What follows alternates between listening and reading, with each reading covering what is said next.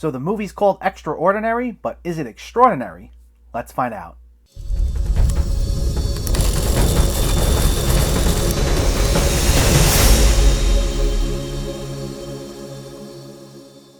Extraordinary stars Maeve Higgins as Rose Dooley, a driving instructor with paranormal abilities such as being able to send wandering spirits to the afterlife. This brings her to the attention of two people, a man named Martin, played by Barry Ward, who's trying to get rid of the spirit of his dead wife who's haunting him, as well as a musician named Christian, played by Will Forte, whose intentions are much more sinister. I wasn't sure what to make of this one going into it. I actually didn't see any trailers, although I did hear it got a lot of praise. Though I took one look at the poster and it reminded me of some bare bones horror parody that you'd see in the mid-2000s. Almost like the Scary Movie franchise or one of the countless parodies they inspired. I mean, you have Will Forte, who's known for his really silly caricatures, smack in the middle, with a ghost that's nothing but a sheet over its head behind him. I mean, I like Will Forte, I was just bracing myself for something ridiculous. It's not often you see something like a ghost with a sheet on its head and it's not a parody. I mean, unless you're a ghost story.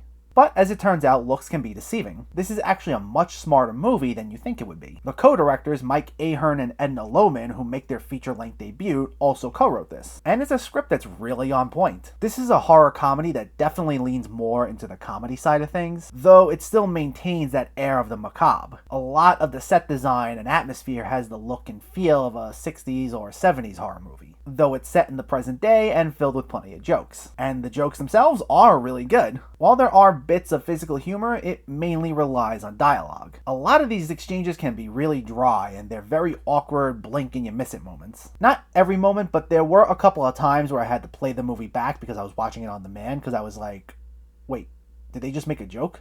And sometimes that's literally felt by the characters themselves. There's a scene where Maeve Higgins and Barry Ward are trying to make each other laugh, and they say something with such an awkward delivery that it goes right over the other person's head. And it was pretty funny, so it was a nice touch. Though this leads to my only big issue with the movie, which is that it keeps things at kind of the same energy for most of the movie. You're dealing with a lot of stuff here. You have ghosts who are haunting people, you have exorcisms, you have possessions, you have one character who's literally trying to make an evil blood sacrifice, and sometimes, mainly in the middle, it kind of just keeps the same low-key energy. Sometimes the jokes are a bit too dry, and it just feels like there's not much happening, even though there is. Not that the style of jokes aren't funny or anything, it's just that you don't always feel the gravity of the situation. We get that more in the third act, but in the middle, it sometimes drags because of the tone set. But that aside, there's plenty to enjoy here. What I appreciated most about this was that the characterization was extremely well done. For the most part, no one was really written to just be this joke character. Everyone had clear motivations and a good reason as to why you should root for them or against them. And everyone has an arc. Maeve Higgins, I wasn't familiar with her before. This is her first starring role in a movie, but she's really funny here. And she plays the role of this lonely individual who mostly keeps to herself. But rather than manipulating you into just feeling sorry for her, you end up naturally liking her because she always keeps a positive attitude and she makes a lot of jokes. Like, there's one point she's telling a story and she gets really into it and she ends up just going on and on and on. And it reminded me of Michael Pena's character from Ant-Man, although it doesn't blatantly rip that shtick off for those who haven't seen the movie. But it was a nice moment and it was a highlight for me. Will Forte is the other big standout, and he's essentially playing a version of himself, or the kind of characters he's normally used to playing. You know, a little dopey and his delivery can be exaggerated at times, but a much more evil version of that sort of character. He's making a ritualistic sacrifice so he can restart his music career. It kind of feels like something out of an SNL skit. But he makes it work and he gets in a lot of good jokes. One of my favorite character aspects of him was that he has this one room dedicated to his evil deeds, and then his life is otherwise pretty normal. Including a wife who he gets into some of the pettiest arguments with, you know, such as what they're eating for dinner. And that's happening in the middle of some of his evil deeds. And it seems silly, but she's also in on his plans and she has a substantial role throughout the movie. Which goes back to what I was saying about how every character feels fleshed out in some way. It adds much more to the jokes and makes it feel more than just this cheap gag. You still feel like you know a lot about these characters and it makes them compelling villains. So that was really enjoyable.